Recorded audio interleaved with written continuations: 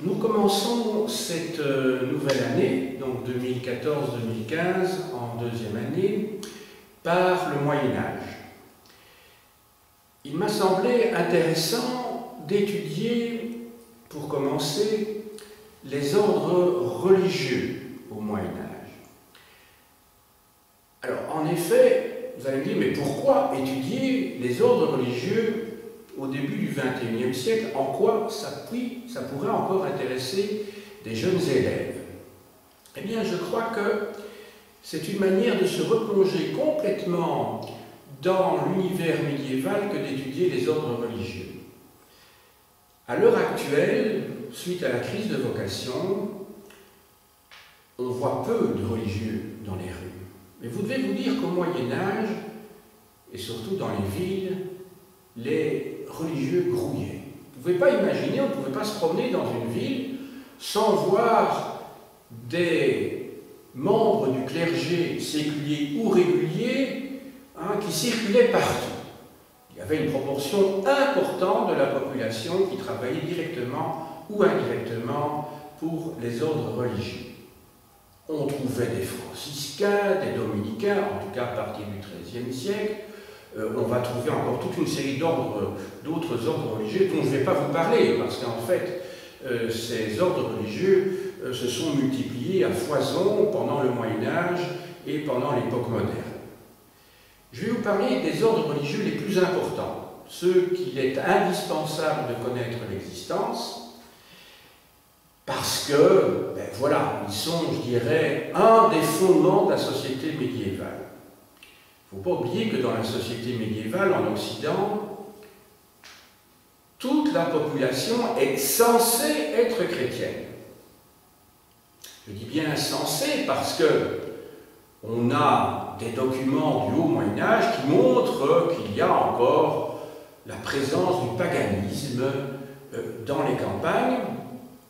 Et d'ailleurs, étymologiquement, le mot paysan et le mot païen sont apparentés. Ce sont des mots qui sont frères, en fait. Les deux mots, païen et paysan, viennent du mot pagani, c'est-à-dire ceux qui habitent le pagus, autrement dit la campagne. Donc, cette société est fondamentalement chrétienne, même si la christianisation ne s'est pas faite en profondeur. Il faudra vraiment attendre le XVIe, voire le XVIIe siècle, pour que la christianisation se fasse en profondeur, c'est-à-dire l'époque de la réforme et de la contre-réforme, période à laquelle va succéder une période qui va dans un tout autre sens, puisque le ver est dans le fruit à partir du XVIIIe siècle, à partir des Lumières, puisque un certain nombre d'intellectuels sont athées et annoncent peut-être d'autres religions athées ou laïques qui sont celles du XIXe et du XXe siècle. Il est entendu que dans le cadre de ce cours, je ne vais envisager que les ordres religieux en Occident. Quand je dis l'Occident, je parle de l'Europe occidentale, même si cette Europe occidentale, au moment des croisades, va connaître des prolongements, je ne dirais pas des métastases, parce que ce serait, j'aurais un préjugé, en Orient, et plus particulièrement dans ce que les croisés vont appeler la Terre Sainte, c'est-à-dire ces territoires qui vont être colonisés par des chevaliers chrétiens à partir de la fin du XIe siècle et dans le courant du XIIe siècle. Plusieurs principautés chrétiennes vont être fondées à ce moment-là. Je reparlerai de tout ceci lorsque nous étudierons les ordres militaires. Il est évident que donc je ne parlerai pas du monachisme byzantin, et a fortiori, je ne parlerai pas du tout non plus, ça mériterait un cours séparé, du monachisme, par exemple, chez les bouddhistes, en Thaïlande, au Tibet, parce que là aussi, il y a des moines. D'ailleurs, un certain nombre de points de comparaison très intéressants peuvent être faits entre ces différents courants d'Extrême-Orient et d'Occident. Mais ça mériterait en soi une leçon. Enfin, un élément qui, outre cet aspect essentiel de la société médiévale que je viens d'évoquer doit être mentionné maintenant, c'est le fait qu'il y a justement dans l'islam des ordres qui se revendiquent du monachisme. Je pense en particulier à ces fameux moines soldats dont on parle beaucoup, qui sont les talibans en Afghanistan. Ce sont des moines soldats qui, évidemment, il ne faut pas transposer la situation du Moyen-Âge des chevaliers, des soldats moines d'Occident au Moyen-Âge, transposer ça en Afghanistan, mais donc il y a des gens qui ont cette double casquette, si je puis dire, d'être des religieux fondamentalistes et qui en même temps se battent. Je vous rappellerai aussi, mais là il ne s'agit pas de moines, on parle beaucoup, c'est dans l'actualité pour l'instant, de cet État islamique qui se développe à cheval sur la Syrie et sur la moitié nord de l'Irak. Les djihadistes ne sont pas des moines, ce sont des soldats, mais ils combattent au nom de la foi quand même. Donc ça fait penser quand même très fort aux croisades médiévales. Voilà. J'aborde maintenant le sujet proprement dit. Donc là, il s'agissait de mon introduction. À la fois dans l'espace et à la fois dans le temps. Et j'ai essayé de vous montrer également l'intérêt d'étudier ce sujet-là. Alors, les ordres religieux. Vous remarquez que je n'ai pas utilisé le terme ordre monastique. Parce que dans les ordres que nous allons étudier aujourd'hui, il y a des moines. C'est le cas des différents ordres bénédictins, des ordres militaires également, ce sont des moines soldats, mais quant aux ordres mendiants, en fait, ce sont des frères, ce ne sont pas des moines au sens strict. Alors justement, c'est peut-être l'occasion de s'interroger sur la signification du terme moine. Qu'est-ce que c'est qu'un moine? Qu'est-ce que c'est qu'un moine? Eh bien, dans le mot moine, vous avez en fait un mot d'origine grecque qui est monakos, qui vient lui-même de monos, qui veut dire seul. Je vais écrire ces mots d'origine grecque au tableau, à droite, parce que tous les termes qui vont être utilisés au Moyen-Âge et qu'on utilise toujours pour définir cette société, je ne sais pas ce qui se passe dans le couloir, mais j'entends des bruits bizarres. Enfin, c'est pas grave. Attendez, je vais descendre le tableau.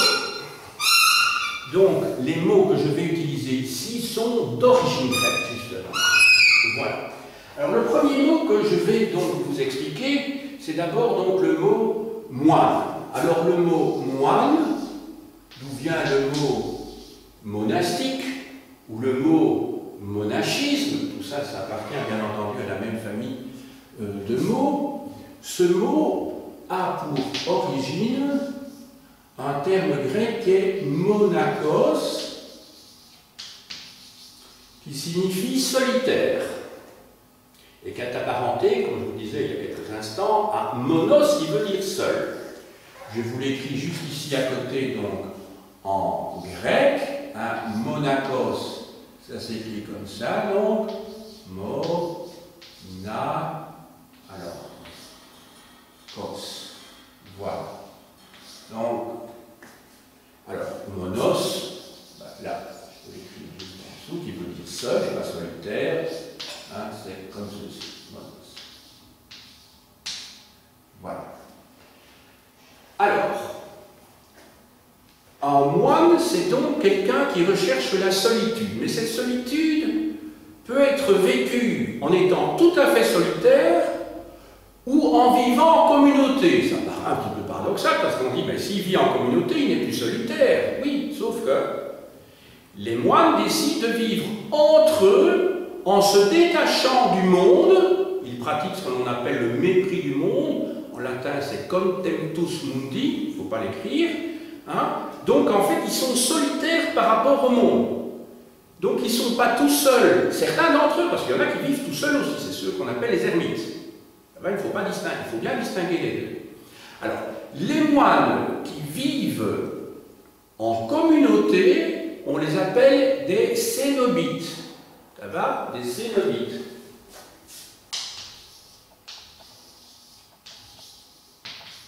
Ça va? Des cénobites. Alors, le mot cénobite vient du mot, de deux mots grecs. Ces deux mots grecs sont koinos, qui veut dire commun, et le mot bios, regardez ici, qui veut dire la vie. Ça, c'est un mot qui vous est certainement familier. Koinos et bios. Je les écris, donc ça veut dire la vie, ça veut dire commun, donc ça veut dire ceux qui mènent une vie commune, une vie en commun. Donc koinos, je l'écris, donc en grec, donc koinos, donc koinos, voilà, et bios,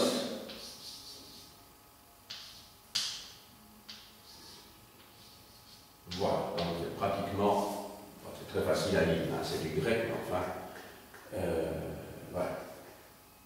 Alors, les cénobites, ce sont donc ceux qui vivent ensemble. Donc, ils correspondent à l'idée traditionnelle que nous avons des moines, c'est-à-dire des gens qui vivent séparés du monde, mais qui vivent entre eux, en communauté. Donc, c'est des gens qui vivent en communauté.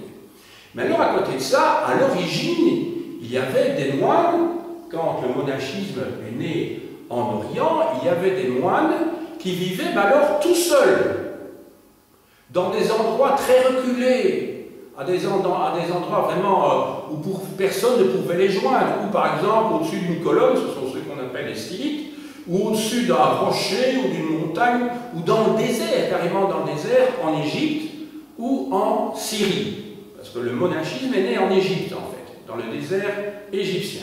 Et puis de là, il s'est répandu vers la Syrie, et puis vers l'Anatolie, c'est-à-dire vers la Turquie actuelle. Alors, ceux-là, ce sont des ermites. Donc, ils pratiquent l'érémitisme. Alors, ermite, ça vient d'un mot grec qui est hermos, qui veut dire le désert, tout simplement. Ermite.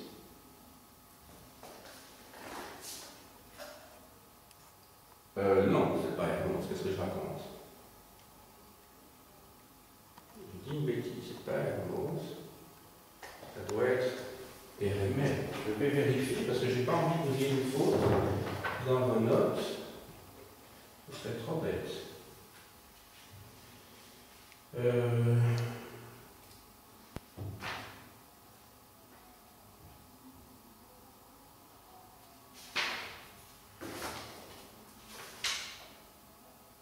Non, oui. Non, c'est Érémos, bien ce qui me semblait. Érémos. Érémos, donc ça veut dire le désert. En grec, c'est donc, ça s'écrit comme ceci.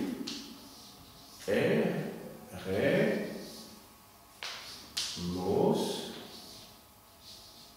Voilà. Donc il faut faire attention, ici c'est pas epsilon, c'est eta. Érémos.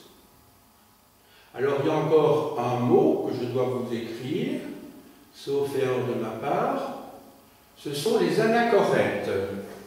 Parce qu'en fait, les ermites et les moines sont les successeurs de ceux qu'on appelle les anachorètes, c'est-à-dire les tout premiers moines en Orient, les anachorètes.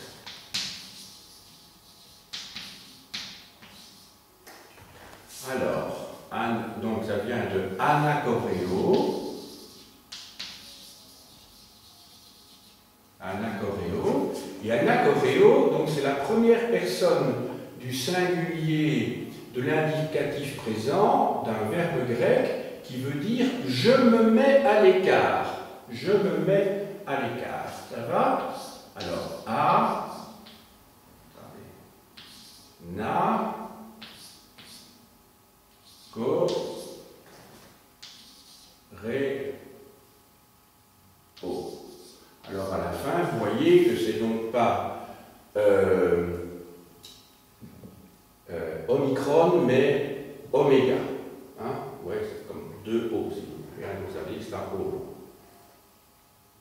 Il y a peut-être encore un tout dernier mot que je voudrais vous donner, parce qu'on l'utilise aussi, et c'est essentiel, il est au centre de la vie de beaucoup de moines, c'est l'ascèse. Vous connaissez ce mot peut-être, quand on parle de quelqu'un qui est ascétique. Non? Alors, ascète. Non, quelqu'un qui est un ascète, ça veut dire quelqu'un qui vit de manière très austère. Non? Bon, alors, un ascèse, donc, ou ascétisme. Alors, ça vient d'un mot grec qui est askésis, qui veut dire exercice, une pratique.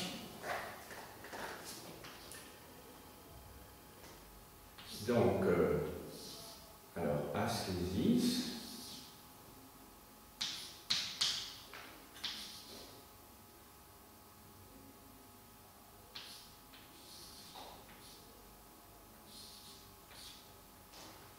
et vous avez le mot, ça vient de askéo, hein, donc le verbe c'est askéo, je vais dire je pratique, j'ai aské, voilà, de nouveau avec un oméga à la fin. J'espère que je n'ai pas fait faute parce que j'étais le nez sur le tableau et c'est ce qui m'a perturbé tout à l'heure pour Eremos. Alors, monakos, monos, koinos, lios, teremos, anakoreo, alors askésis et askéo. Voilà. Bon, tout ceci, c'est pas pour faire savant, c'est parce que ce sont des mots qui sont essentiels, je dirais, qui sont utilisés couramment concernant la vie monastique, et donc il faut savoir de quoi l'on parle. Un moine, c'est donc un solitaire. Un cénobite, c'est donc quelqu'un qui vit avec d'autres, qui a une vie en communauté. Les moines eux-mêmes peuvent donc être soit des cénobites, vivre en communauté, soit être des ermites, c'est-à-dire vivre dans le désert. Les anachorètes, en fait, sont à l'origine de l'érémitisme, puisqu'ils se mettent à l'écart, mais les moines se mettent aussi à l'écart. C'est par exemple le cas des cisterciens. Ils doivent vivre à l'écart et ils, comment dirais-je, ils vont établir une clairière dans les forêts pour se séparer complètement du monde. Pensez à l'abbaye de Villers-la-Ville, qui n'est pas très loin d'ici. Et l'ascétisme, c'est en fait un mot qui vient du grec et qui signifie s'exercer, faire un exercice sur soi-même. Ça peut être des exercices physiques ou des exercices spirituels, les deux étant liés. Voilà. Alors, maintenant, on va commencer à étudier l'histoire donc du monachisme en Occident. Alors, en 527 de notre ère, Benoît de Nursie, Nursie, ça se trouve en Italie centrale, va fonder un monastère sur le mont Cassin dont on parlera d'ailleurs beaucoup, je crois que c'est en 1943, lorsque les Alliés vont devoir se battre pour le prendre sur les Allemands.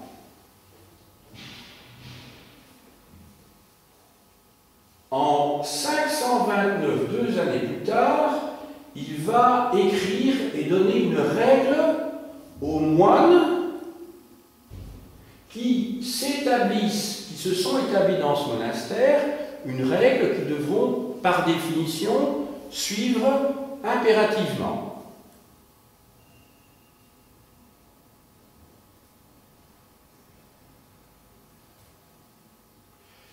Benoît de Nursie va donner son nom à l'ordre qu'il crée. Benoît vient d'un mot latin qui est benedictus, et benedictus, ça veut dire celui qui est bien dit, bien nommé. Le mot Benoît, ou béni, si vous voulez, bien dit, s'oppose à un autre mot, son antonyme, qui est maudit, qui vient de maledictus. Entendu? Bon. Alors, il crée donc cet ordre. c'est en fait d'ordre bénédictin primitif. Alors, il m'a semblé plus rationnel et plus facile et plus pédagogique surtout d'établir un tableau que je vais vous demander de remplir au fur et à mesure sous une forme abrégée et qui vous permettra de comparer aisément les différents types de règles, les différents types de vie quotidienne, vie économique, moyens de subsistance, l'organisation politique et enfin les lieux où se sont établis les différents ordres religieux que nous allons étudier ensemble. Voilà.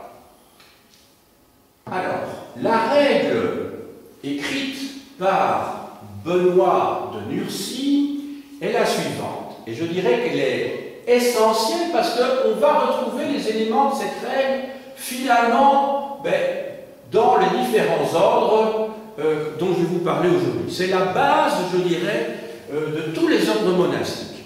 Alors, quels sont les trois éléments de cette règle? C'est tout d'abord la règle de pauvreté. Les moines sont des gens qui se détachent du monde et pour pouvoir se rapprocher de Dieu, puisqu'ils décident de consacrer leur vie à Dieu, entièrement à Dieu, ils doivent se détacher donc des biens matériels qui pourraient les corrompre dans leur recherche spirituelle. Donc c'est la pauvreté d'abord. Il y a ensuite l'obéissance. Alors ça peut nous paraître dérangeant à notre époque, où depuis une cinquantaine d'années, je dirais depuis les années 60, il y a eu différents mouvements de libération, libération des mœurs, libération de la femme, libération des minorités, etc. Et ça peut nous perturber. Mais il faut se dire qu'au Moyen-Âge, et en particulier dans les ordres monastiques, la notion d'obéissance est essentielle. En fait, on obéit à Dieu d'abord. On obéit aux préceptes divins, mais qui sont transmis par un personnage qui s'appelle le Père Abbé. Donc, on doit l'obéissance au Père Abbé. Il faut se dire que tous ces ordres religieux sont très hiérarchisés. À moins d'être un ermite qui vit dans les airs, eh bien, tous les membres de ces ordres religieux, qu'ils soient moines ou qu'ils soient frères, ou qu'ils soient sœurs, parce que je vais parler ici essentiellement d'ordre masculin, mais il faut savoir qu'il y avait leurs pendants féminins, qui ont été souvent créés soit par le fondateur lui-même, soit par une sainte qui trouvait qu'effectivement cette règle pouvait être appliquée également par des femmes. Donc il y a des monastères d'hommes, il y a des monastères de femmes, donc il y a des moines et des moniales, mais il y a eu aussi quelques monastères qui étaient mixtes. Il y a eu aussi des monastères masculins dirigés par des femmes. Ça paraît un petit peu bizarre quand on pense à cette société ancienne, mais c'était en fait pour, comment dirais-je, que les hommes prennent conscience de leur petitesse et de leur humilité face à Dieu. Alors justement, le fait d'avoir une femme qui les dirigeait, c'était de prendre conscience de leur petitesse, si vous voulez. Ça peut paraître un petit peu tordu comme raisonnement, mais en tout cas, ça a été appliqué. Par exemple, à Fontenoy. Alors, je poursuis avec cette règle. Je vous ai parlé de pauvreté, je vous ai parlé d'obéissance. Je dois également vous parler de stabilité, c'est-à-dire que les moines, quand ils s'établissent quelque part, eh bien, ils sont censés rester à l'intérieur du monastère et ne pas en sortir. C'est-à-dire, ce ne sont pas des moines itinérants. En tout cas, pour les bénédictins, qu'ils suivent la règle primitive, qu'ils suivent la règle de Cluny ou la règle de Cîteaux. Ils doivent également pratiquer la conversion des mœurs. Et cette conversion des mœurs comprend la pauvreté que j'ai déjà citée, mais aussi l'humilité, à laquelle j'ai fait référence il y a un instant, et enfin la chasteté. Donc je reprends les différents éléments de cette règle. Il y a l'obéissance, il y a la stabilité, il y a la conversion des mœurs qui comprend la pauvreté, l'humilité, et le dernier que j'ai cité, c'était, voilà, la pauvreté, exactement. Alors, vous voyez qu'en dessous de règles, j'ai mis costume, parce que, quand vous allez enseigner à des jeunes enfants entre 12 et 14 ans, je crois que pour eux, c'est très important de visualiser la manière dont étaient habillés les moines. Alors, les moines, en fait, ils portent, puisque le monachisme est né en Orient au IIIe siècle et en Occident, il est apparu au IVe siècle, eh bien, les moines sont habillés tout simplement comme les paysans gallo-romains. Et ils vont rester habillés, je dirais jusqu'à notre époque, comme des paysans gallo-romains. Donc, si vous allez à Marexou et que vous voyez un moine, eh bien, vous voyez, ils sont habillés comme un moine, comme un paysan du 3e ou 4e siècle. Les paysans étaient habillés comme ça. Entendu? Donc, ils ont en fait ce vêtement qui est donc une robe, hein, en fait, c'est une robe, avec un capuchon. S'il ne pleut pas, il est derrière eux, évidemment, ou sauf pour certains offices qui le rabattent sur leur tête, ils ont un capuchon. Mais en fait, c'était pourquoi? À l'origine, c'est parce que ces paysans, mais quand il commençait à pleuvoir, ou quoi, ou pour avoir chaud, tout simplement, quand ils travaillaient la terre, ils avaient besoin d'être habillés comme ça. Voilà. Donc, vous connaissez maintenant l'origine du costume médiéval, des moines. Sauf que les différents ordres, pour se distinguer les uns des autres, vont utiliser des couleurs différentes. Je vais peut-être le dire déjà maintenant, comme ça, ce sera fait. Donc, les bénédictins ont un costume, je dirais, brun. Les clunisiens, eux, on va les appeler les moines noirs. Ils ont effectivement un costume noir, mais comme ce sont en fait des gens qui appartiennent, c'est un ordre lié à la noblesse, pour avoir une robe noire, il faut la teindre. Et donc ça coûte de l'argent. Et donc c'est la raison pour laquelle un certain nombre d'ordres vont refuser le noir par la suite, parce qu'ils recherchent la pauvreté absolue, si vous voulez. Et c'est ainsi que les cisterciens, qui vont réagir face aux clunisiens, vont utiliser des robes blanches. Ça va? Donc brun, noir, blanc. Je dis ça, c'est pas important. Enfin oui, c'est quand même symbolique, hein, donc il ne faut pas dire que c'est pas important. C'est symbolique, mais je crois que pour des enfants, ça vaut la peine hein, qu'ils puissent visualiser. Alors les Templiers, dont je vais vous parler tout à l'heure, ils ont en fait un costume blanc avec une croix rouge. Ce sont des croisés en fait, hein, c'est à l'époque des croisades. Une croix rouge, ceux que n'avaient pas les cisterciens, les clunisiens et les bénédictins primitifs. Les hospitaliers, eux, c'est une croix blanche. Et les teutoniques, c'est une croix noire. Alors maintenant, les dominicains et les franciscains. Les dominicains, ils ont un costume, une robe blanche avec un manteau noir au-dessus. Donc c'est noir et blanc. Et les franciscains, ils veulent retourner à la règle vraiment primitive, la pauvreté la plus absolue, et donc ils vont avoir un costume brun, mais avec de la laine qui n'est pas, comment dirais-je, affinée, donc très, vous savez, très rude comme ça, très, qui gratte, hein, puisqu'elle n'a pas été travaillée. Et alors, pour tenir leur costume, ils ont une corde. Et c'est pour ça qu'en France, on va les appeler les cordeliers. Peut-être vous rappelez-vous de la Révolution française, mais il y a les révolutionnaires, les différents groupes politiques portent en fait le nom d'ordre religieux. Ça paraît curieux, parce que quand on pense Robespierre, etc., mais pourquoi ils portent le nom?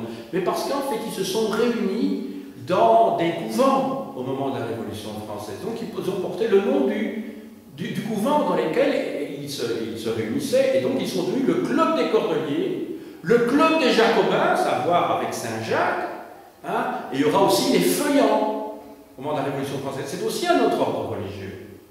Voilà. Non, parce qu'on se dit, mais pourquoi ils s'appellent les Jacobins? Les Girondins, on comprend, parce qu'il y a beaucoup de députés qui venaient du département de la Gironde. Ben, ça se comprend, mais pourquoi les Jacobins? Ben oui, Alors, ceci dit, cette anecdote, enfin, c'est pas vraiment une anecdote, mais enfin, cet élément n'est pas sans intérêt, parce que vous devez vous dire que quand les partis se sont créés, et en particulier au moment de la Révolution, et surtout les Jacobins, dont certains disent qu'ils sont les ancêtres dans leur manière de penser, dans leur dogmatisme des communistes, hein, ils n'ont pas un programme communiste, hein, entendons-nous bien, il peut y avoir des communistes à la Révolution française, avec un coup de Babeuf par exemple, mais enfin, leur manière un peu totalitaire de fonctionner, je ne dis pas que j'adhère à ce discours-là, je dis que certains pensent qu'ils ont un discours totalitaire.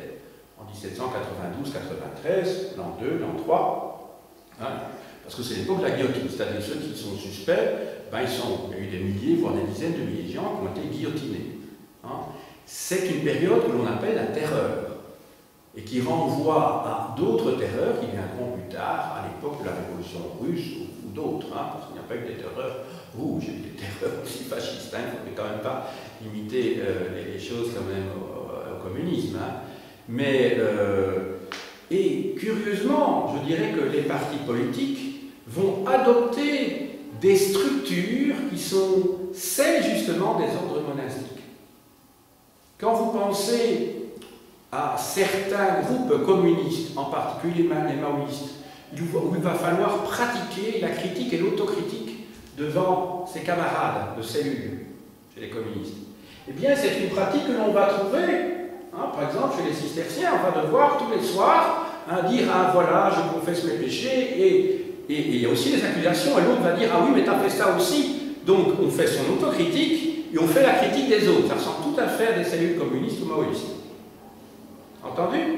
Maintenant, la structure aussi, avec des cellules, sauf qu'ici, ça ne s'appelle pas des cellules, ça s'appelle des prieurés, des abbayes filles, etc. Et il y a toute une hiérarchie qui correspond, je dirais, en gros, à la pyramide féodale, pour simplifier, avec à sa tête un grand maître. Et on trouve ça dans tous ces ordres-là, hein, qui fait un petit peu penser, même beaucoup, au secrétaire général d'un parti totalitaire. Voilà. Encore un élément qui peut, sinon dire qu'il y a eu emprunt ou héritage, en tout cas qui nous informe, je dirais, sur la nature humaine qui, dans certaines circonstances, quand il y a un dogme à défendre, a besoin d'une hiérarchie fixe et de personnes qui sont garantes du dogme. Et ça conduit parfois, ça n'a pas été le cas chez eux, hein, mais ça conduit parfois au culte de la personnalité. Hein, je pense au XXe siècle. Mais ici, ça n'a pas été le cas.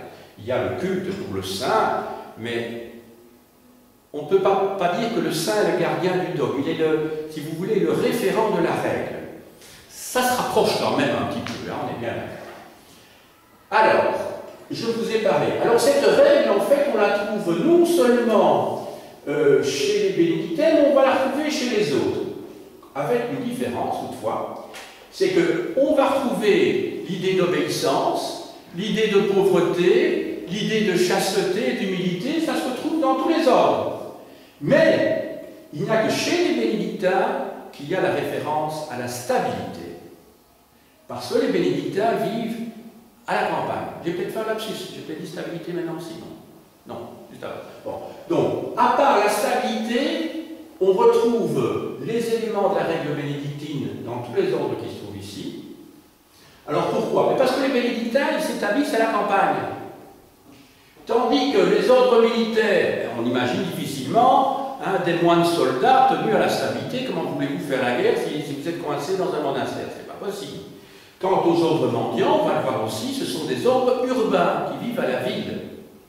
Et donc ce sont des moines qui n'arrêtent pas de bouger, ce sont des missionnaires, des gens qui n'arrêtent pas de circuler. Si vous voulez, des dominicains et des franciscains, ils ressemblent un petit peu, je dirais, à l'attitude, au comportement évangélisateur et missionnaire de certains groupes religieux qui existent, aussi bien, je dis bien, chez les sectes Krishna, ou même, je dirais, voilà, certains groupes comme, je ne sais pas, les Mormons, les témoins de Jéhovah, par exemple, ont cet aspect missionnaire, on est itinérant, on essaie de convertir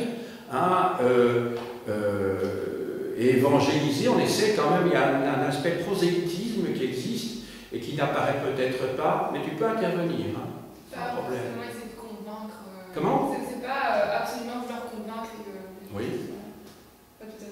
Mais il n'y a pas quand même ce côté un petit peu missionnaire. Oui, c'est J'en parle parce que chez moi, il y a eu d'anciens étudiants qui m'ont dit, voilà, est-ce qu'on peut venir chez vous, vous expliquer, etc.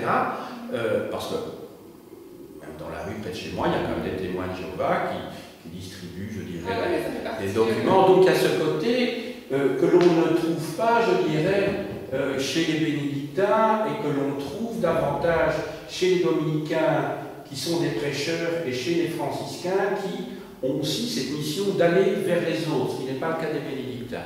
C'est ça que je voulais dire. Hein. C'est ça que je voulais dire. Donc, eux, les bénédictins, ils vivent en autarcie, je dirais. Tandis que les ordres militaires, par définition, ne peuvent pas vivre en autarcie, ils sont là pour le combat, mais physiquement. Mais ce sont quand même des moines, hein. Donc ils sont astreints à la règle, à la chasteté, etc. Je parle des militaires ici, hein. Tandis que les mendiants, enfin, je vais en parler, hein, parce qu'on a encore plein de choses à dire ici. Voilà, alors on va voir un petit peu maintenant comment ils vivent. Je vous ai expliqué déjà pour les bénédictins qu'ils vivent à la campagne.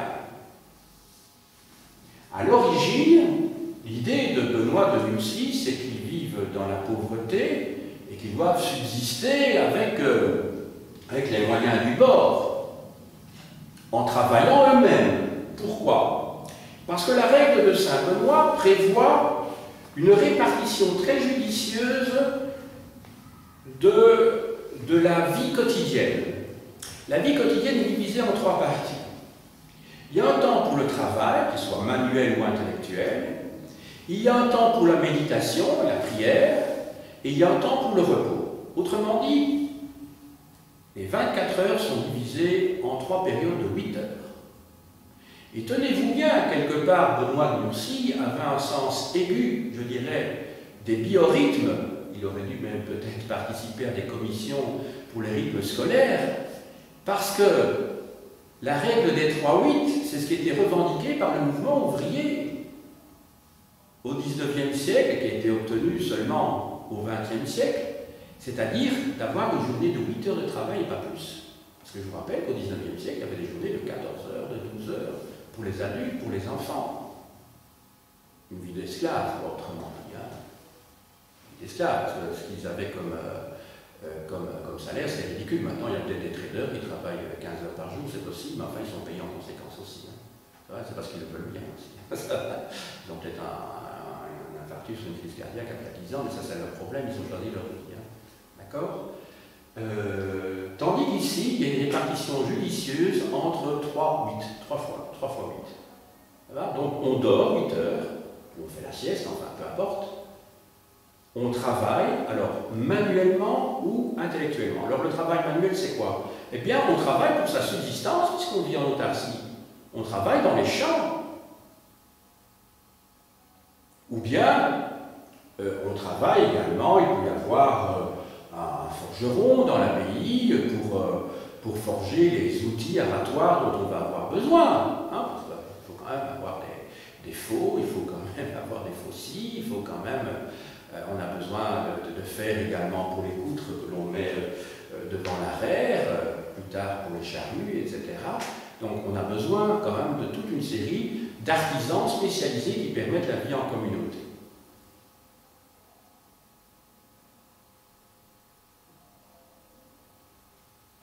Chez les Clunisiens, maintenant. Alors Cluny, en fait, c'est un ordre religieux qui est un ordre bénédictin réformé. Je vais peut-être remettre le tableau un petit peu comme ça. Voilà. Qui est fondé par le duc d'Aquitaine Guillaume, c'est Guillaume IX. Cluny est en fait un monastère qui est fondé en Bourgogne, ce sera le cas également de Cîteaux. Donc en fait, Cluny et Cîteaux sont dans la même région, et ce sont 2 ordres qui vont avoir une extension gigantesque, hein, au Moyen-Âge. L'ordre des bénédictins avait été réformé dans le sens d'une radicalisation déjà en 817, donc à l'époque de Louis le Pieux, le fils de Charlemagne, par Benoît d'Aniane. C'est aussi un Saint Benoît, donc il y a 2 Saint Benoît. Il y a Saint Benoît de Nursie et il y a Saint Benoît d'Aniane. Ça va? Tous les 2, ce sont des bénédictins, mais Saint Benoît d'Aniane est donc un bénédictin bien entendu, mais pas parce qu'il s'appelle Benoît, parce qu'il appartient à l'ordre de Benoît de Nursie. Voilà. Alors, Guillaume d'Aquitaine fonde donc un monastère à Cluny, et ce qui va être mis en évidence dans la règle de Cluny, c'est la méditation et la prière. C'est ça l'élément qui, dans la vie quotidienne, est mis en évidence. Mais par conséquent, comme les moines clunisiens vont passer l'essentiel de leur temps à méditer, à prier, et la prière, à cette époque-là, se fait en chantant. Il y aura des offices merveilleux, des liturgies merveilleuses.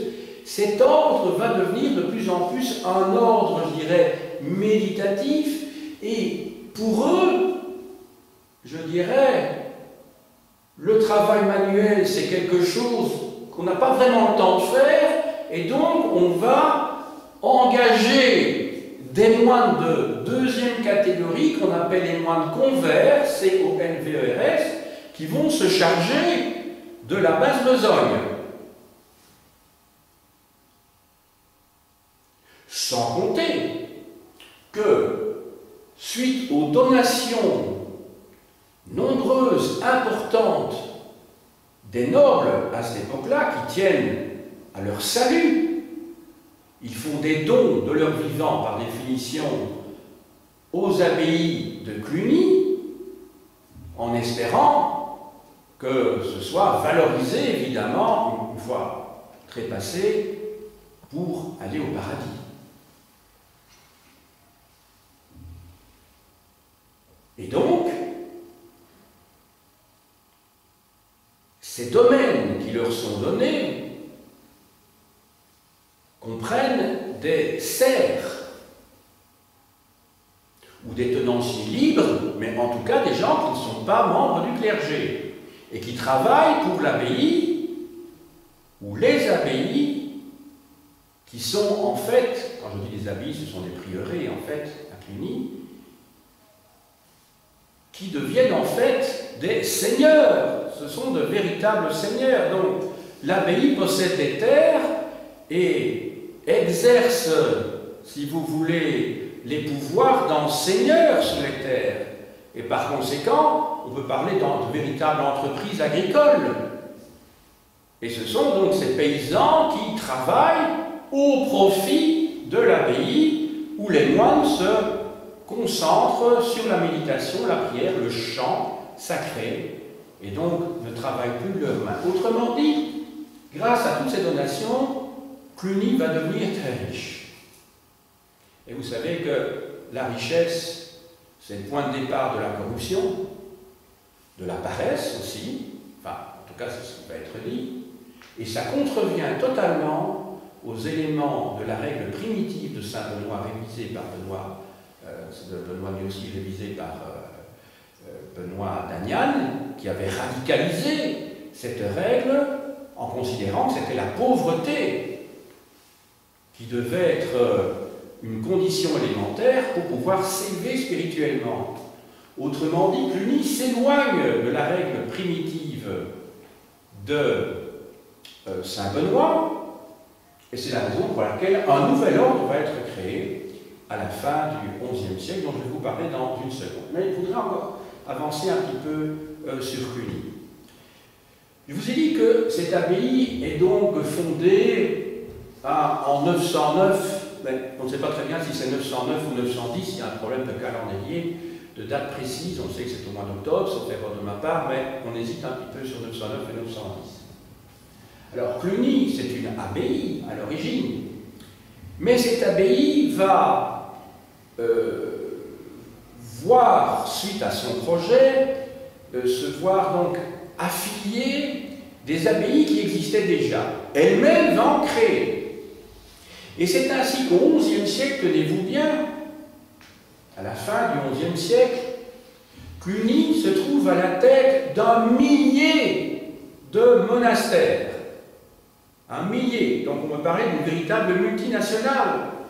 Donc l'abbé de Cluny, qui est le seul abbé en fait, parce qu'à la tête des autres monastères, qui sont en fait des prieurés, non pas des abbayes, vous avez des prieurs.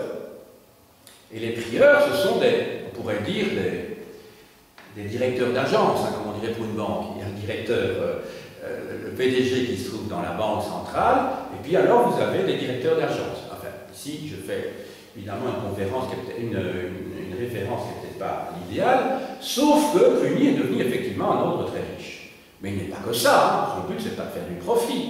Il fait du profit pour permettre aux moines de vivre. Alors, vous devez vous dire que dans chaque prieuré, dans chaque monastère, il y a en moyenne entre 5 et 50 moines. Donc, vous avez des prieurés qui sont tout petits, hein. Ça peut être une simple maison à la campagne avec 5 moines qui vivent dedans. Et alors, ils doivent avoir, alors ceux-là, évidemment, la plupart du temps, ils sont peut-être plus portés à travailler parce qu'ils sont moins nombreux. Mais la plus grosse des abbayes, c'est évidemment, des monastères, c'est évidemment Cluny qui a compris jusqu'à 300 moines. Vous ne pouvez plus voir Cluny parce que Cluny a été démoli à la Révolution française. Mais c'était une énorme abbaye. Énorme. Alors, dans le système de Cluny, et on passe ici à l'organisation politique, l'abbé de l'abbaye mère, parce qu'il y a donc des monastères, des abbayes filles, si vous voulez, est en fait tout puissant. C'est un véritable monarque. Vous devez vous dire qu'il est à la tête d'un bon millier de prieurés, et donc c'est pratiquement le second personnage de la chrétienté après le pape. Je dirais c'est un État dans l'État, ou plutôt c'est une Église dans l'Église, si vous voulez. Donc c'est extraordinaire qu'en un siècle et demi, comme ça, Cluny se soit développé à ce point-là. C'est qu'elle répondait à un besoin. Mais c'est surtout que Cluny se développe au moment où la féodalité prend toute sa force, au XIe siècle, et que beaucoup de familles nobles envoyaient leurs cadets de famille pour éviter que l'héritage familial ne soit divisé. C'est l'aîné qui, normalement, prend la succession de son père. Eh bien, beaucoup de cadets de famille nobles se retrouvaient dans les abbayes. Alors, soit comme prieurs, soit comme moines, tout simplement. Ça va? Donc, les abbayes, jusqu'à la fin de l'Ancien Régime, et je dirais l'Église d'une manière générale aussi, vont constituer une sorte de soupape de sûreté pour la noblesse, pour éviter que les patrimoines familiaux n'éclatent. Nous sommes ici à Nivelles. Eh bien, l'abbaye de Nivelles, c'était à l'origine, c'était une abbaye bénédictine. Mais c'est une abbaye bénédictine qui, à partir d'un certain moment, n'a plus recruté que dans la noblesse. Donc toutes les moniales qui se trouvaient dans la collégiale à l'abbaye de Nivelles, jusqu'à la fin de l'Ancien Régime, c'était toutes des filles de comtes, de ducs, de barons, etc. C'était un chapitre, c'était des chanoinesses, c'était des chanoinesses nobles. Voilà. Donc il y a un lien très étroit entre Cluny et la féodalité. Ça c'est important. L'ordre est organisé dans le cadre exactement comme une pyramide féodale, parce qu'au fond les prieurs, ils rendent hommage, ils doivent rester fidèles à l'abbé, ils lui doivent obéissance, un petit peu comme un vassal doit obéissance et fidélité à son seigneur. Alors, l'ordre de Cluny va s'étendre sur toute l'Europe occidentale. En France, en Angleterre, dans le nord de l'Italie, en Allemagne également, et même au-delà.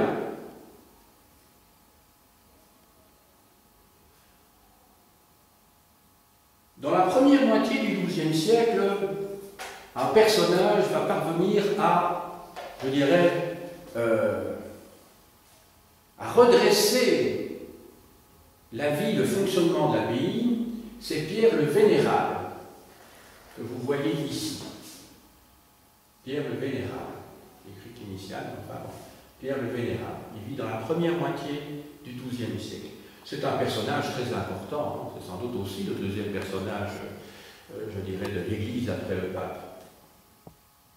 C'est un bon gestionnaire, c'est quelqu'un qui tient à redresser, je dirais, la vie un peu mollassonne de ces moines de Cluny, mais après sa mort, on peut dire que dans la deuxième moitié du XIIe siècle, l'ordre de Cluny est vraiment sur le déclin. Et c'est donc, je l'annonçais tout à l'heure, dès la fin du XIe siècle, qu'une nouvelle idée surgit dans la tête d'un personnage qui s'appelle Robert de Molesme, ici, Robert de Molesme, qui va créer, comme Guillaume d'Aquitaine l'avait fait presque 2 siècles plus tôt, une nouvelle abbaye en Bourgogne qui est Cîteaux. Là aussi, l'abbaye a été créée, je dirais, en essayant de revenir aux fondamentaux de l'ordre bénédictin, c'est-à-dire à l'écart du monde, et Cîteaux vient en fait du mot Cister, qui est le nom d'une région marécageuse tout à fait à l'écart des habitations. Alors, de nouveau, très beau projet. On veut retourner à la règle initiale, c'est-à-dire à l'idée de pauvreté. C'est toujours, quand on réforme, c'est toujours pour retourner à l'idée de pauvreté. C'est ça l'idée centrale. Il se fait que Cluny était devenu un ordre très riche, où les terres étaient d'une manière générale pas très bien gérées, ça ne les a pas empêchés d'être riches vu l'importance des donations, tandis qu'à Cîteaux, dans le courant du XIIe siècle, là, les cisterciens sont d'excellents gestionnaires. Ils pratiquent essentiellement le faire-valoir direct. Alors c'est quoi le faire-valoir direct? Eh bien, ça veut dire que ce sont les cisterciens eux-mêmes, les moines, dans le cadre d'une de leurs 3 activités quotidiennes, c'est-à-dire le travail manuel, qui vont eux-mêmes travailler la terre, accompagnés, c'est vrai aussi, d'un personnel, je dirais, en servitude, ou même des paysans libres d'ailleurs, mais dépendants de la seigneurie, je dirais, abbatiale, hein, du temporel de l'abbaye.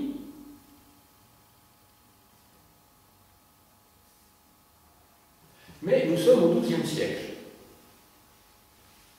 Et le XIIe siècle, je dirais, c'est un tournant qui connaîtra son apogée un siècle plus tard, au XIIIe siècle. Le XIIIe siècle est souvent considéré comme l'apogée du Moyen-Âge. En effet, à partir de la fin du Xe siècle, début du XIe siècle, on entre dans un cycle de 3 siècles, de 300 ans, où l'Occident connaît un véritable boom sur le plan démographique et économique. C'est l'époque où on remarque que la croissance démographique est vertigineuse. Et d'ailleurs, les croisades sont une des conséquences, peut-être, de ce boom. Parce que si des gens se croisent, ça veut dire portent la croix pour aller en Terre Sainte, eh bien c'est souvent parce qu'il n'y a plus assez de terre en Occident, et les cadets de famille disent, mais puisque de toute façon, hein, chez nous il n'y a plus de place, hein, eh bien on va aller se battre là-bas pour essayer de trouver pour essayer de faire fortune, je dirais, en Orient. Ça n'empêche qu'ils ont une foi profonde, hein, je ne veux pas remettre ça en question, mais c'est aussi désir d'aventure. On peut dire que les croisades et la conquête du Proche-Orient par les Européens, qu'ils soient c'est-à-dire français, qu'ils soient allemands, qu'ils soient, entre guillemets, belges, ça ne veut rien dire, parce que ces nationalités n'existent pas à l'époque, anglais, voilà, eh bien, en fait, c'est l'équivalent de la conquête du Far West. Hein. C'est pas le Far West, c'est le Far East, si vous voulez, puisque c'est là qu'on part à l'Est. Mais les gens partent un petit peu vers l'inconnu et tout, pour eux, c'est formidable, c'est l'exotisme. De la même manière qu'au XIXe siècle, il y a des tas de gens qui sont partis d'Europe, mais là, c'est des pauvres, qui sont partis aux États-Unis parce qu'il n'y avait plus rien, c'était la maladie de la pomme de terre, les Irlandais au milieu du siècle, etc., sont partis là-bas. Il y a une mortalité très importante à cette époque-là. Les gens d'Europe centrale, des Slaves, etc., sont beaucoup partis à ce moment-là. Ben, vous devez vous dire qu'à ce moment-là, il y a des tas de gens qui partent pour faire fortune ailleurs. Parce que le monde est plein chez eux. Donc le monde est plein.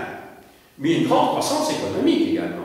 mais que l'on ne peut pas partager avec tout le monde manifestement, hein, mais c'est une période favorable globalement, hein, le 11e, 12e et 13e siècle pour les paysans, parce qu'ils parviennent à racheter un certain nombre de droits seigneuriaux. C'est l'époque au XIIe siècle où des chartes de franchise vont être accordées aux paysans, et donc c'est une période favorable, hein, pour les villes aussi. Il va y avoir des chartes de franchise, 12e, 13e siècle, pour les villes également. Mais donc, dans cette période de croissance, les cisterciens, je vous ai dit, le XIIe siècle, c'est une période par tournant. Eh bien, ils sont pris, je dirais, à leur propre piège, c'est-à-dire qu'à l'origine, ils cherchaient la pauvreté, mais ils vont tomber exactement dans le même travers que Cluny. Eux-mêmes vont commencer à s'enrichir, parce qu'ils sont bien organisés, ce sont des bons gestionnaires, ils ont de la main-d'œuvre qui, à l'origine, n'est pas trop chère, mais cette main-d'œuvre, progressivement, à partir du XIIe siècle, demande à être payée en monnaie. On entre dans une économie de type monétaire. Autrement dit, ils ont des salaires. Cette main-d'œuvre, évidemment, elle ne se laisse pas faire. C'est l'époque des chartes de franchise dont je vous ai parlé tout à l'heure. On négocie avec les seigneurs et on négocie également avec les abbés et les abbayes. Et par conséquent, à un moment donné, cette croissance qui avait été très importante pendant 2 siècles et qui continuera d'ailleurs jusqu'au XIIIe siècle, le XIVe et le XVe, c'est autre chose, hein, une période de déclin, de dépression, etc. Et donc, à cette époque-là, à un moment donné, on se trouve, si vous voulez, au top, si vous voulez, de l'économie. La main-d'œuvre réclame son dû, et progressivement, Cîteaux tombe dans le travers, je vous ai dit, de Cluny, et donc s'éloigne de nouveau de la règle primitive. Il y a un personnage qui est tout à fait contemporain de Pierre le Vénérable, qui est Bernard de Clairvaux, Saint Bernard, personnage très très important, qui va là dynamiser l'ordre véritablement, en particulier surtout sur le plan spirituel. C'est un personnage qui est aussi important que Pierre le Vénérable. C'est un personnage qui est aussi, je dirais, une des personnalités les plus importantes de la chrétienté romaine. Parce qu'il ne faut pas oublier que depuis le milieu du XIe siècle, les orthodoxes se sont séparés de l'Église romaine, en 1054, lors du fameux schisme de Michel Cérulaire.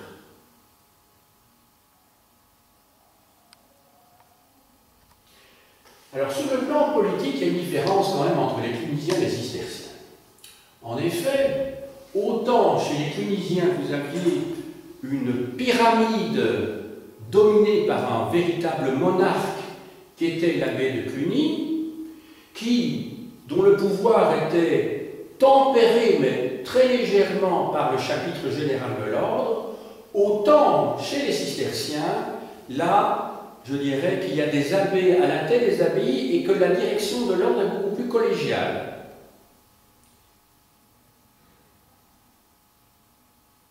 Donc l'abbé de Cîteaux est effectivement un personnage qui a une importance sur le plan moral qui est très importante, mais enfin, c'est pas un homme tout-puissant, c'est pas un dictateur, si je puis dire. Et il doit tenir compte, effectivement, de la vie de ses pairs, au fond, que sont les abbés des différentes abbayes. Mais en particulier des 4 abbayes, les 4 premières abbayes filles de l'ordre de Cîteaux. L'ordre de Cîteaux connaît une expansion dans l'espace encore plus grande que celle de Cluny, puisqu'on retrouve en fait des abbayes cisterciennes en Europe centrale. On va en trouver également en Terre Sainte, en particulier. Donc, échec là aussi. Je vous ai parlé des croisades il y a quelques minutes. Et ça me permet de faire la transition, mais une transition logique, pas simplement une transition de circonstance avec les ordres militaires. Je vous ai mentionné au tableau les 3 ordres militaires principaux, les Templiers, les Hospitaliers et les Chevaliers teutoniques. Ils apparaissent ici sur le tableau. J'ai indiqué ici pour les Templiers que cet ordre a été créé en 1119 et que 10 ans plus tard, les Templiers reçoivent leurs règles.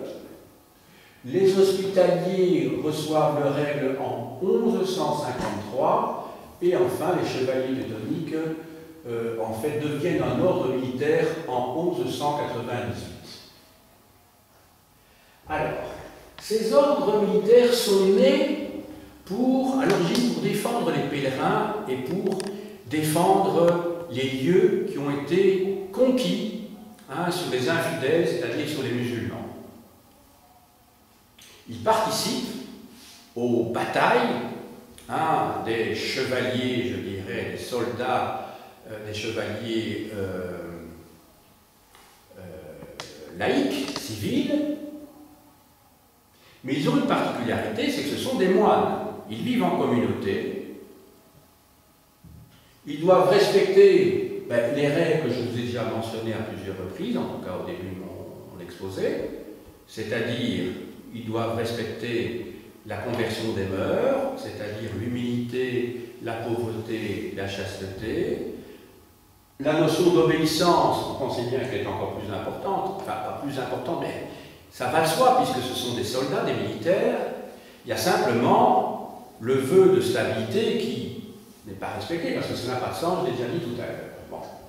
Les Templiers, en fait, s'appellent comme ça parce que ils ont été établis au début du XIIe siècle par celui qui, je crois que c'était le roi de Jérusalem, Baudouin, qui les a établis dans la mosquée El-Aqsa qui se trouve, vous savez, au-dessus du temple détruit de Salomon.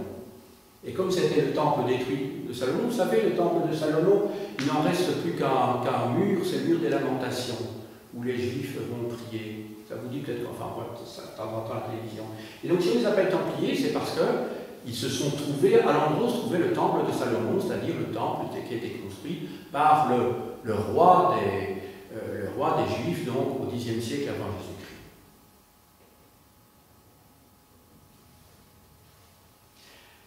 Les frères hospitaliers, eux, on dit hospitaliers parce qu'à l'origine, ce sont des soldats, enfin des militaires, des chevaliers. Je préfère dire chevaliers parce que les soldats, c'est la fin du Moyen-Âge. Il faut qu'ils aient une solde. Et à cette époque-là, les militaires n'ont pas de solde. Donc le mot soldat n'est pas approprié.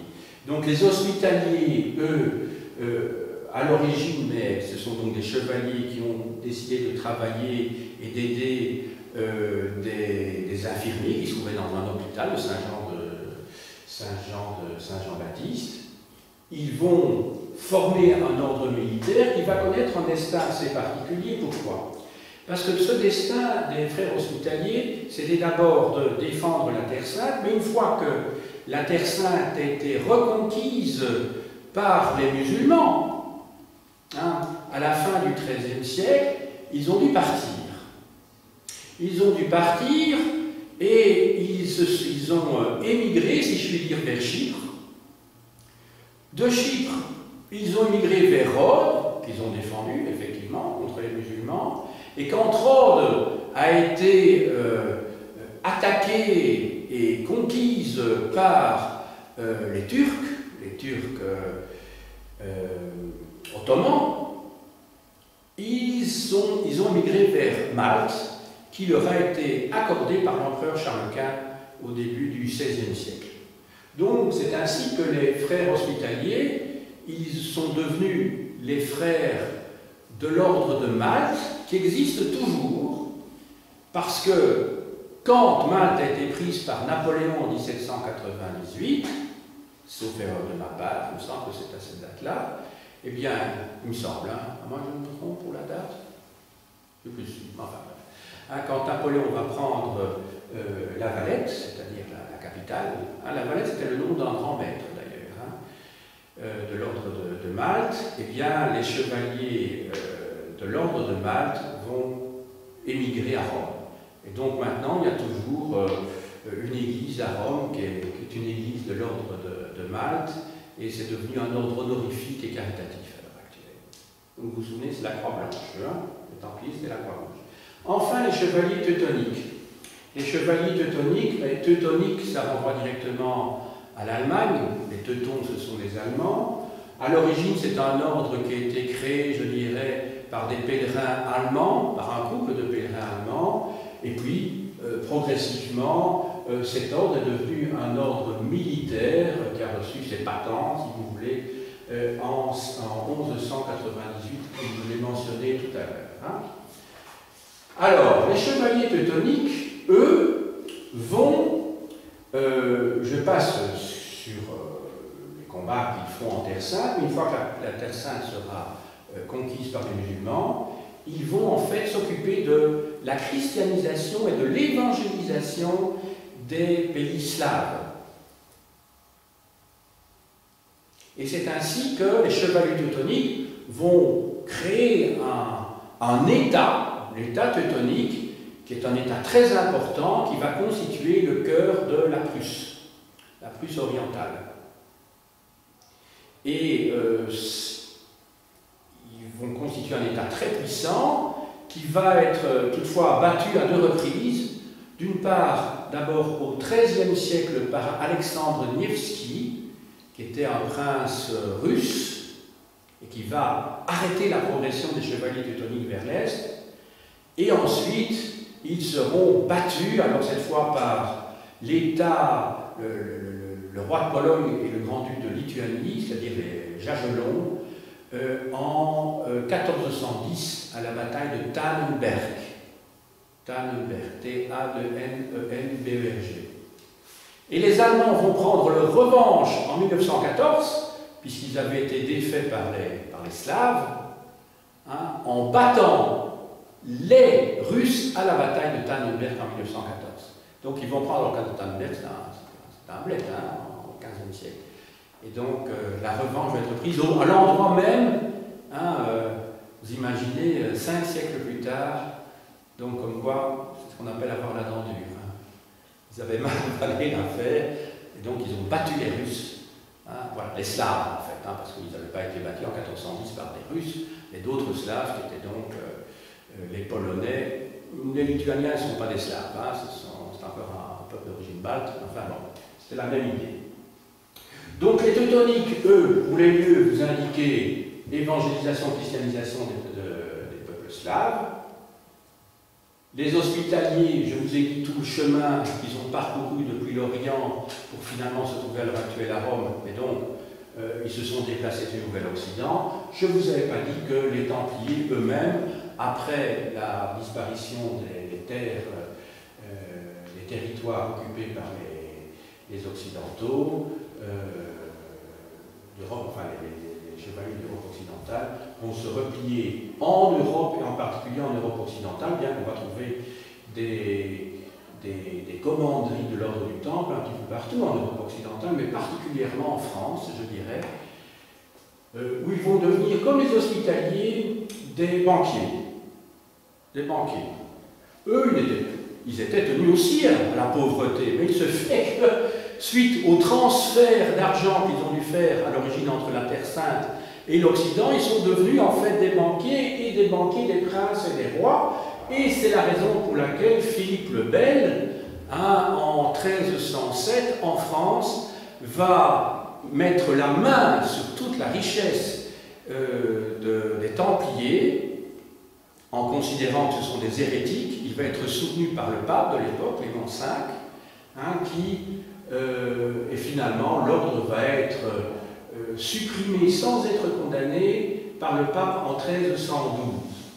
Ceux qui ont lu ou qui ont vu à la télévision le film Les Rois Maudits, je ne sais pas si ça dit à certains quelque chose, non, un vieux film, hein, ceci dit, mais qu'on a repris il y a une dizaine d'années, me semble-t-il, eh bien on voit que le grand maître de l'ordre des Templiers est brûlé vif au début de ce film de Jacques de Molay par Philippe le Bel, qui voulait mettre la main sur la fortune des Templiers, parce qu'en fait, il constituait un État dans l'État, comme plus tard les protestants le sont aussi.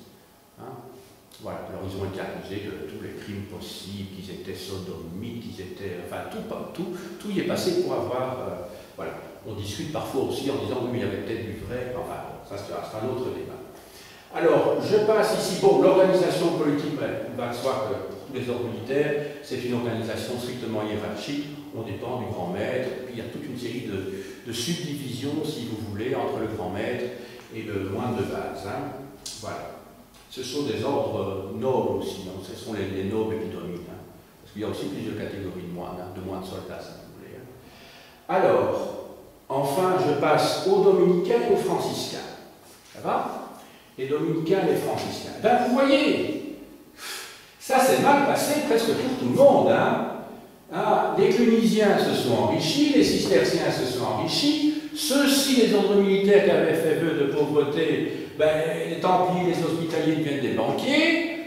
Bon, cela forme un État, les teutoniques. On ne peut pas dire que ça corresponde vraiment à l'esprit initial de la règle monastique, hein, pauvreté, humilité, etc. Bon, ils respectent l'obéissance, je veux bien, hein, mais enfin, on est quand même très éloigné. D'où une troisième vague, je dirais, d'ordres religieux qui sont créés, ce sont les ordres mendiants. Alors là, c'est clair, mendiants, hein. On ne peut pas aller plus loin.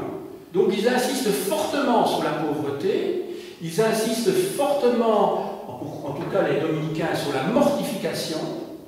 C'était le cas aussi des cisterciens. Enfin, les dominicains réinsistent sur la mortification, autrement dit, c'est aussi sur la pénitence. Donc, en fait, ils sont pénitents, en fait, peut-être par culpabilité par rapport au précédent, en disant, oui, mais chaque fois que hein, on croit être bon, eh ben, chaque fois, il y a le démon, enfin, le diable, Satan, hein, qui vient nous tendre des pièges et qui, en fait, nous éloigne, en fait, de l'idéal. Alors, ces moines mendiants apparaissent non plus dans un milieu rural, comme c'était le cas de tous les bénédictins, qui travaillent à la campagne. Ils n'apparaissent pas non plus à la suite des croisades, comme les ordres militaires. Eux, ils apparaissent en vie. Parce qu'il faut savoir qu'à partir du XIIe siècle, et surtout au XIIIe siècle, les villes, hein, qui avaient très peu d'importance au Moyen-Âge, il y a quelques bourgs, mais enfin, il n'y a pas grand-chose, au XIe siècle non plus, tandis qu'au XIIe et au XIIIe siècle, les villes connaissent une véritable explosion. Et c'est lié évidemment à la révolution démographique et à la révolution agricole aussi. Hein. On peut créer des villes parce qu'il y a un surplus dans les campagnes qui va être vendu dans les villes.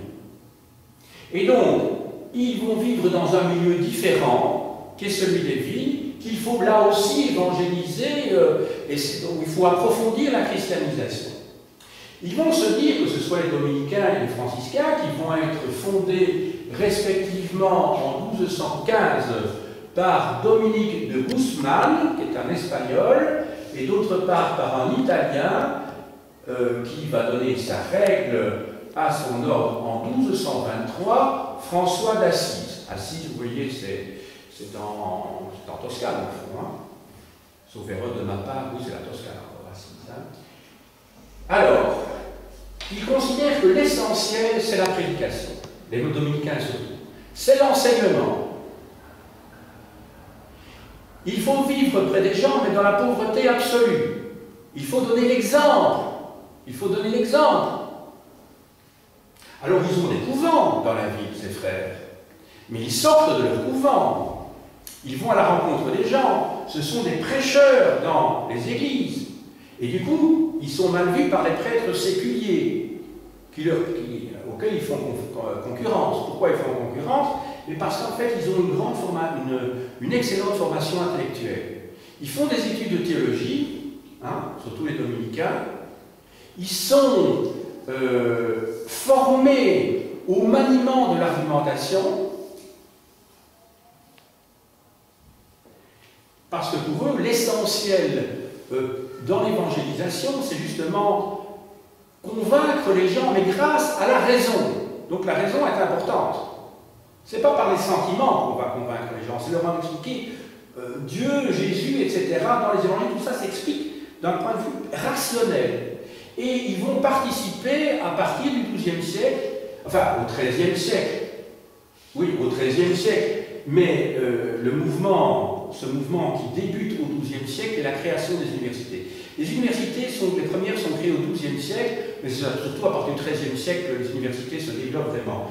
Et ils rentrent dans ce mouvement, ils vont enseigner dans les universités, c'est le cas par exemple de Bonaventure, Saint Bonaventure chez les franciscains, c'est le cas également de Thomas d'Aquin chez les dominicains. Thomas d'Aquin qui est grand intellectuel, entre autres à la Sorbonne au XIIIe siècle, à la faculté de théologie. Leur costume, je vous en ai déjà parlé, leur vie, je vous en ai parlé également. L'organisation politique, ben là aussi, c'est très hiérarchique. Donc je dirais que ça c'est le cas, c'est commun à tous les autres que nous aurons vus. Les lieux, eh bien, ils vont se développer un petit peu partout, en Europe centrale, enfin en Europe occidentale, mais aussi en Europe centrale, en Terre Sainte également, pour les franciscains, il y aura des couvents, en Terre Sainte. Et ils vont se spécialiser, quand je dis la prédication, ils vont aussi se spécialiser à une époque où l'hérésie est devenue vraiment dangereuse. Je pense aux Cathares, aux Vaudois. Les Cathares, c'est dans le sud de la France. Ce sont les gens qui se prétendent purs et qui ont une vision du monde manichéenne. Il y a le bien et le mal qui se font la guerre, si vous voulez. Il y a presque deux dieux, presque, je dirais. De grands principes qui dominent le monde. Et alors, ils vont devoir se spécialiser dans l'Inquisition. Ce qui est moins sympathique, évidemment. Oui, parce qu'il faut extirper le mal à tout prix, surtout les dominicains, mais les franciscains y participent aussi. Comme le temps qui m'est imparti s'est terminé, il faut absolument que je vous montre maintenant les livres, parce qu'il est l'heure. Alors, un premier livre que je vous montre, c'est le livre de Jean Chéligny, Histoire religieuse de l'Occident médiéval, chez Armand Collin. Alors, de Sousserne, L'Église et la société dans l'Occident médiéval en Champ Flammarion, c'est un petit livre.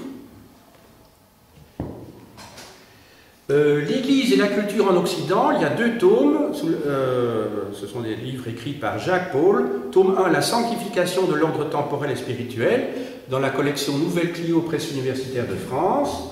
Le tome 2 a pour sous-titre L'éveil évangélique et les mentalités religieuses. Les 2 volumes dont je vous parle, en fait, portent sur la période qui s'étend du 9e au 12e siècle. Enfin, pour l'Église de la fin du Moyen-Âge, surtout 14e et 15e siècle, vous avez le livre de Francis Rapp, qui était professeur à l'Université de Strasbourg, L'Église et la vie religieuse en Occident à la fin du Moyen-Âge, toujours dans la même collection. André Vaucher, La spiritualité du Moyen-Âge occidental, 8e, 13e siècle, dans la collection Point. Alors, de Georges Duby, le grand médiéviste, il écrit un petit livre très intéressant intitulé Saint-Bernard, l'art cistercien, dans la collection Champ Flammarion. Le même Duby, dans un recueil d'articles Seigneurs et paysans, rassemble différents articles, et en particulier des articles sur la gestion, justement, le rôle des moines et des chanoines dans l'économie rurale. Je vois également ici, par exemple, 2 ou 3 titres qui pourraient vous intéresser. Le monachisme et l'économie rurale. Le budget de l'abbaye de Cluny entre 1080 et 1155, économie domaniale, économie monétaire. Voilà. Alors, de Guy et Jean Testas, l'Inquisition, en que sais-je. Alors, dans les dossiers d'archéologie de janvier 2002 et de août 2002, vous avez 2 dossiers sur Cluny. Cluny ou la puissance des moines, histoire de l'abbaye et de son ordre. Ça se trouve ici à la bibliothèque de l'école. Et Cluny à la découverte des sites clunisiens. De Jean Daillé pour notre pays, les Templiers en Flandre, Hainaut, Brabant, Liège et Luxembourg, édité par les éditions Impression Sud. De Édouard de Moreau, dans la collection Notre Passé, les abbayes de Belgique, 7e, 12e siècle. Alors, un excellent petit guide, publié par le groupe Clio 70, sous la direction d'Albert Danens, qui était professeur à l'Université de Louvain, Abbaye de Belgique, guide. Et enfin, Last but not least, un grand classique sous une forme romanesque. C'est un roman, mais écrit par un sémiologue médiéviste tout à fait compétent en la matière, Le nom de la rose d'Umberto Eco, qui a été publié en italien sous le nom Il nome della rosa en 1980, donc, et en 1982, vous avez ici l'édition originale chez Grasset. Il existe en livre de poche, mais vous le connaissez peut-être surtout par le film que Jean-Jacques Hano en a fait. Alors ça, c'est un livre à lire de toute urgence, parce qu'il est très bien écrit. C'est une enquête, en fait, dans une abbaye médiévale où se produisent un certain nombre de meurtres. Alors, c'est un livre très bien fait, parce que c'est un roman qui se situe en 1327, c'est-à-dire au moment où la pauvreté absolue des franciscains est condamnée par le pape. En effet, il y a une querelle au sein même de l'ordre franciscain, entre les franciscains conventuels qui estiment qu'il faut amener un certain nombre d'aménagements à cette règle, ne fût-ce parce qu'il faut évangéliser, et donc on a quand même besoin de ressources élémentaires, et d'autre part les franciscains spirituels qui, eux, estiment que non, il faut garder la règle de saint François originelle, c'est-à-dire vivre dans une pauvreté absolue.